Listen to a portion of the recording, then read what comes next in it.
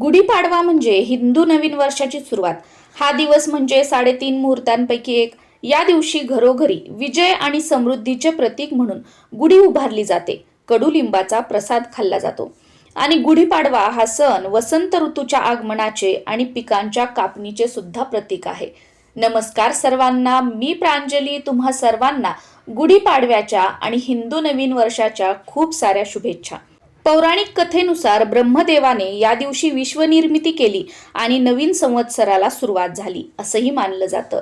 दुसऱ्या कथेनुसार प्रभू श्रीराम 14 वर्षाचा वनवास संपवून अयोध्येत परतले तेव्हा प्रजेने गुढ्या उभारून त्यांचे स्वागत केले असेही म्हटलं जातं.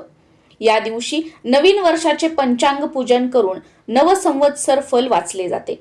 गुढीपाडव्याच्या निमित्ताने गुढीपाडव्याच्या दिवशी काही वस्तूंची खरेदी केल्यामुळे वर्षभर आपल्या घरात सुख, समृद्धी, आरोग्य आणि भरभराट राहते असं म्हटलं जातं. आता ह्या वस्तू म्हणजे फक्त सोनं, चांदी, मोठमोठ्या महागड्या वस्तू घेतल्या तरच आपल्या घरामध्ये भरभराट राहते का, असं अजिबात नाहीये. आजकाल आपण पूर्वीपासून चालत आलेल्या ज्यामुळे आपल्या घरात सुख, समृद्धी, घराचे भांडार भरलेले राहतात त्या वस्तू सोडून देतो. आपल्या घरातील जी मोठी मंडळी सांगतात की आपल्या घरात या वस्तू ठेवा, हे नियम पाळा, आपल्या घरातील कुलाचार असा आहे, पूर्वीपासून आपल्या घरामध्ये या रूढी परंपरा आहेत, हे सगळं आपण बाजूला ठेवतो आणि जे व्हिडिओमध्ये बघतो, जे ऐकतो किंवा जे गुगलवर वाचतो त्या सगळ्या वस्तूंनी आपलं घर भरून ठेवतो. आजकाल तर देवघरामध्ये देवांना ठेवायला जागा नाहीये, इतक्या साऱ्या वस्तू आहेत.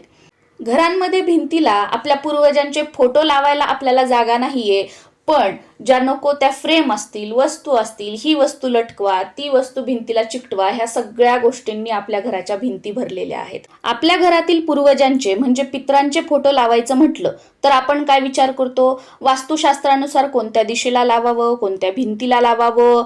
ते फोटो लावले तर घरामध्ये चांगलं नसतं, अशुभ ऊर्जा येते, नकारात्मकता येते. मग आपल्या पूर्वजांची आपल्याला प्रॉपर्टी पाहिजे, त्यांचं घर राहायला पाहिजे, त्यांनी जे काही सोनं, चांदी तुमच्यासाठी ठेवलेलं असेल ते सगळं पाहिजे. आणि मग त्यांचा साधा फोटो घरात लावायचा असेल तर त्यासाठी शास्त्रमध्ये येतं, नियममध्ये येतात, शुभ अशुभ या गोष्टीमध्ये येतात. तर हे कुठेतरी चुकीचं आहे पर्सनली, असं मला वाटतं. तर आता अशा काही वस्तू सांगणार आहे ज्या की आपल्या घरातील मोठी मंडळी नेहमी आपल्याला सांगायचे, या वस्तू आवर्जून आपल्या घरात असायला हव्यात, जेणेकरून आपल्या घरामध्ये सुख, शांती, समृद्धी, ऐश्वर्य आणि घरामध्ये भरभराट सुद्धा राहील. गुढीपाडव्यापासून चैत्र नवरात्रीला सुद्धा सुरुवात होत असते. तुमच्याकडे चैत्र नवरात्रीमध्ये घटस्थापना करत असतील तर नक्कीच घटस्थापना करा. चैत्र नवरात्रीमध्ये घटस्थापना कशी करावी हा व्हिडिओ मी तुमच्यासोबत शेअर केलेला आहे. आणि तुमच्याकडे घटस्थापना करत नसतील तर अखंड दिवा नक्कीच आपण आपल्या कुलस्वामिनीसाठी देवघरात लावू शकतो. तो व्हिडिओ सुद्धा मी तुमच्यासोबत शेअर केलेला आहे. गुढी ही नेहमी आपल्या मुख्य प्रवेशद्वारासमोरच उभी करायची असते, पण बरेच जण जागे अभावी किंवा दरवाजामध्ये उभी करू शकत नाहीत, त्यामुळे गच्चीवर सुद्धा उभी करतात किंवा बाल्कनीमध्ये सुद्धा उभी करतात. जर तुम्हाला तुमच्या घराच्या मुख्य प्रवेशद्वारासमोर गुढी उभी करायची असेल तर ती नेहमी उजव्या बाजूला उभी करावी. म्हणजे जेव्हा आपण आपल्या घरामध्ये प्रवेश करतो, घरामध्ये येतो, त्यावेळेला आपल्या उजव्या हाताला आपल्याला दरवाजामध्ये उभी करायची आहे. कारण बघा, आपण जेव्हा आपल्या घरामध्ये प्रवेश करतो ना, तर त्यावेळेला उजवा पाय घरामध्ये ठेवूनच आपण प्रवेश करत असतो. उजव्या हातानेच आपण जेवण करतो, पूजन करतो. त्यामुळे घरामध्ये प्रवेश करताना जी उजवी बाजू असते ना, त्याच बाजूला गुढी जी असते ती उभी करायची असते. बाकी असं काही कंपल्शन नाहीये की तुम्ही उजव्या बाजूलाच करा. पण बऱ्याच जणांचा दरवर्षी हा प्रश्न असतो, म्हणून तुमच्यासोबत ही माहिती शेअर केली. पण तुम्ही डाव्या साईडला जरी गुढी उभी केली तरी सुद्धा काही अशुभ गोष्टी किंवा आपल्यासोबत काहीही वाईट घडणार नाही. कारण का, कोणतेही देव, कोणतेही गुरु कधीच कोणाचं वाईट करत नाहीत. आपल्यासोबत जे काही होत असतं ते आपल्या कर्मानुसार होत असतं. आणि सर्वात महत्त्वाचं, देव हा भक्तीचा विषय आहे, भीतीचा विषय नाहीये. सगळ्यात पहिली वस्तू म्हणजे ज्याशिवाय आपलं देवघर अपूर्ण आहे, देवघरच काय, आपलं घर सुद्धा अपूर्ण आहे, आपला संसार सुद्धा अपूर्ण आहे. कारण आपल्या पाठीशी आपल्या कुलस्वामिनीचा आशीर्वाद असेल तरच आपला संसार पुढे फुलतो, सगळ्या गोष्टी व्यवस्थित होतात असं म्हटलं जातं. त्यामुळे आपल्या देवघरामध्ये तुम्ही स्वतःच्या घरात राहत असाल, भाड्याच्या घरात राहत असाल, तुम्ही नोकरीनिमित्त, व्यवसायानिमित्त बाहेर देशात, बाहेर गावी राहत असाल, जिथे कुठे तुम्ही राहता, तुमचं घर वेगळं आहे, तुमचं देवघर वेगळं आहे, म्हणजे तुमच्या देवघरामध्ये तुमच्या कुलदेवीचा फोटो किंवा तुमच्या कुलदेवीची मूर्ती किंवा तुमच्या कुलदेवीचा टाक हा असायलाच हवा, किंवा तुमच्या कुलदेवाचा टाक, त्यांची मूर्ती किंवा त्यांचा फोटो असायलाच हवा. त्यामुळे तुमच्या देवघरामध्ये तुमच्या कुलस्वामिनीची मूर्ती किंवा टाक किंवा तुमच्या कुलदेवाचा मूर्ती किंवा टाक फोटो नसेल तर आवर्जून गुढीपाडव्याच्या निमित्ताने तो तुम्ही घेऊ शकता आणि गुढीपाडव्याच्या दिवशी कुलस्वामिनीच्या मूर्तीची, फोटोची किंवा टाकाची स्थापना आपल्या देवघरामध्ये करू शकतो. आणि जर अन्नाची देवी अन्नपूर्णा मातेची मूर्ती तुमच्या देवघरात नसेल तर गुढीपाडव्याच्या निमित्ताने तुम्ही ती घेऊ शकता आणि त्या दिवशी अन्नपूर्णा मातेची स्थापना सुद्धा देवघरामध्ये तुम्ही करू शकता.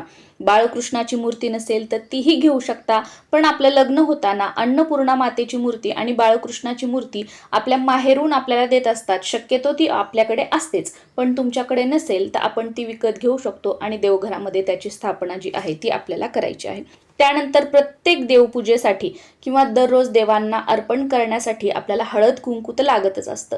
त्यामुळे गुढीपाडव्याच्या निमित्ताने आपण हळद कुंकू खरेदी करू शकतो आणि गुढीपाडव्याच्या दिवशीपासूनच चैत्र नवरात्रीला सुद्धा सुरुवात होते.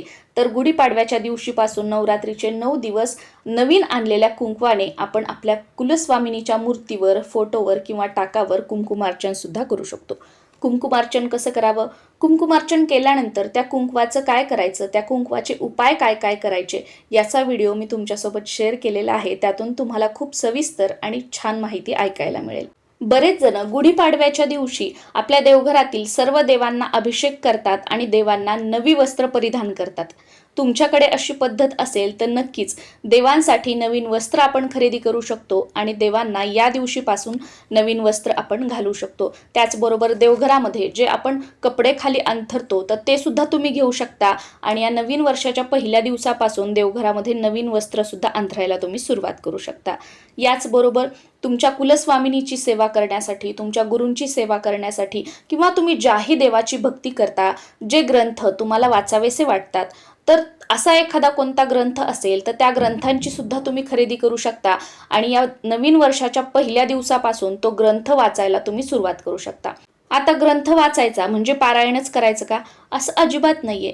तुम्ही संकल्प वगैरे न करता तुम्हाला जर एखादा ग्रंथ वाचायचा असेल तर रोज 1 पान, 5 पान किंवा रोज 1 अध्याय किंवा नित्यसेवा म्हणून रोज 3 अध्याय अशा प्रकारे सुद्धा तुम्ही ग्रंथांची सेवा जी आहे ती करू शकता. म्हणजे काहीही न केल्यापेक्षा काहीतरी केलेलं बरं. महिला म्हटलं की आपल्या सर्वांनाच वाटतं की माझ्या स्वयंपाकघरातील प्रत्येक डब्बा हा नेहमी धान्याने भरलेला राहावा, साठवणीतलं धान्य सुद्धा भरभरून माझ्याकडे असावं, म्हणजेच काय की माझ्या घरात धान्याला भरभराट राहावी. तर या गुढीपाडव्याच्या दिवशी कोणतंही 5 प्रकारचं धान्य किंवा 7 प्रकारचं धान्य 1.25 किलो जर आपण खरेदी केलं आणि ते साठवणीतल्या धान्यामध्ये मिक्स केलं तर वर्षभर आपल्या घरात धान्यात भरभराट राहते असं सुद्धा म्हटलं जातं. गुढीपाडव्यापासून तुमच्या कुलदेवीचा मंत्र असेल किंवा तुमच्या गुरूंचा मंत्र असेल किंवा तुम्ही ज्याही देवाची भक्ती करतात त्यांचा एखादा मंत्र असेल तर तो सुद्धा तुम्ही रोज जपू शकता आणि त्या मंत्राचा जप करण्यासाठी या दिवशी तुम्ही जपमाळेची सुद्धा खरेदी करू शकता. आता सर्वात महत्त्वाचं, सोनं चांदी हे तर आपण प्रत्येक गुढीपाडव्याला खरेदी करतच असतो आणि खरेदी केले जरी नाही तरी एक भाव आहे आपला की गुढीपाडव्याला सोनं किंवा चांदी खरेदी करायचंच असतं. आणि हो, हे खरं सुद्धा आहे. असं म्हटलं जातं की गुढीपाडवा असेल किंवा पुष्य नक्षत्र असेल, 3.5 मुहूर्तांपैकी कोणता एखादा मुहूर्त असेल तर त्या मुहूर्तावर जर आपण सोनं किंवा चांदी खरेदी केलं तर ते कधीही मोडायची वेळ येत नाही. पण बघा, सोनं एवढं महाग झालेलं आहे, प्रत्येकालाच ते घेणं शक्य नाहीये. मग आपल्याला तोळा सोनं घेणं शक्य नाहीये, 5 ग्रॅम 7 ग्रॅम आपण नाही घेऊ शकत. तर या गुढीपाडव्याच्या मुहूर्ताने आपण 1 गुंज जरी सोनं घेतलं किंवा चांदीचे तुम्ही जोडवे जरी घेतले किंवा छोट्यात छोटी कोणती वस्तू जरी घेतली तरी सुद्धा चालतं. किंवा या दिवशी आपण देवपूजेसाठी लागणारा तांब्याचा तांब्या, ताम्हण, पळी पाहिजे असेल तर त्याची सुद्धा खरेदी करू शकता. आणि आता बघा, उन्हाळ्याला सुरुवात होत आहे तर घरामध्ये थंड पाणी पिण्यासाठी या दिवशी माठ सुद्धा खरेदी केला जातो. नमस्कार.